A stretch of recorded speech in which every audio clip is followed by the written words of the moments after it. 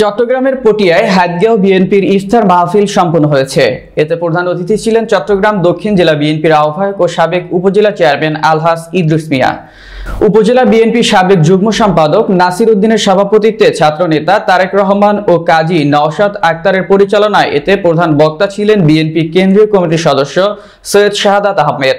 বিশেষ অতিথি ছিলেন দক্ষিণ জেলা বিএনপি সাবেক যুগ্ম সম্পাদক বদরুল খায়ের চৌধুরী, রেজাউল করিম নেসার চেয়ারম্যান, নগর ছাত্রদল সাবেক সভাপতি Gazi Sirajullah, Abdul Jalil, Abdul Monaf, Jahangir Kabir, Zahedul Haque, Jahangir Alam Chowdhury, CDA board member Haji Nazrul Islam, Abdul Kalam, Zillur Rahman, সাবেক কমিশনার ইব্রাহিম, সাবেক কমিশনার আমির হোসেন, সাইফুল মিটু, জমির উদ্দিন মানিক, আফসার উদ্দিন সোহেল, মোহাম্মদ সোহেল সওদাগর, এস.এম. সুমন সহ অনেকে।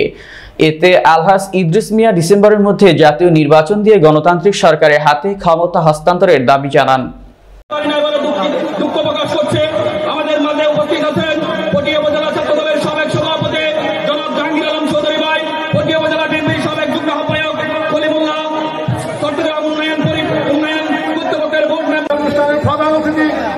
আমাদের সবার প্রিয়, যার পরিচয় নতুন করে বলার কিছু নাই, যার নাম রাস্তাঘাটে বহন করে সে আমাদের প্রিয় নেতা আলহাজ ইদ্রিস মিয়া আমাদের মাঝে উপস্থিত আছেন। কেন্দ্রীয় নির্বাহী কমিটির সাবেক সদস্য সৈয়দ শাহাদাত আহমেদ আমাদের মাঝে উপস্থিত আছেন। দক্ষিণ জেলা বিএনপির সাবেক যুগ্ম সম্পাদক বদরুল খায়ের চৌধুরী আমাদের মাঝে।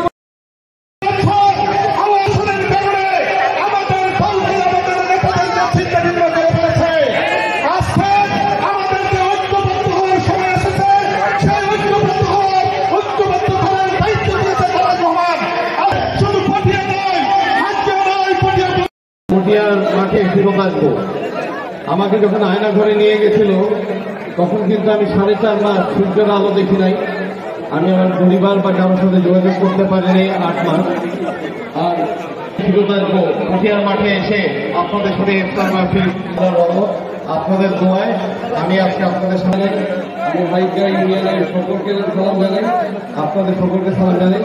আমার প্রিয় কিছু ভাইরা আমাকে বাংলাদেশে সকল নেতৃবৃন্দকে ঐক্যবদ্ধ করে আগামী নির্বাচনে বিএনপি জনসংসদ সদস্য এই সংসদ দক্ষিণে 6টি আসনে বিএনপি প্রার্থীকে আমরা জয়যুক্ত করে তারেক রহমানকে আমরা যেন উপহার দিতে পারি, সেই লক্ষ্যকে সামনে রেখে তারেক রহমানের নির্দেশনা মোতাবেক আমরা যে ইফতার মাহফিল করতেছি এগুলো যেন সফল করার জন্য আপনারা যে এখানে আসলে উপস্থিত হয়েছেন আপনাদেরকে দক্ষিণ জেলা বিএনপির পক্ষ থেকে, পটিয়া উপজেলা বিএনপির পক্ষ থেকে অভিনন্দন জানাচ্ছি। কাছে আমরা আপনারা নামাজ পড়ে আমাদের নেত্রী খালেদা জিয়ার জন্য দোয়া করবেন। তারেক রহমান সুস্থ থাকলে বাংলাদেশ সুস্থতা খালি হয়, বাংলাদেশ শক্তিশালী হবে। আমরা দুর্বার আন্দোলন করতে বাধ্য হব।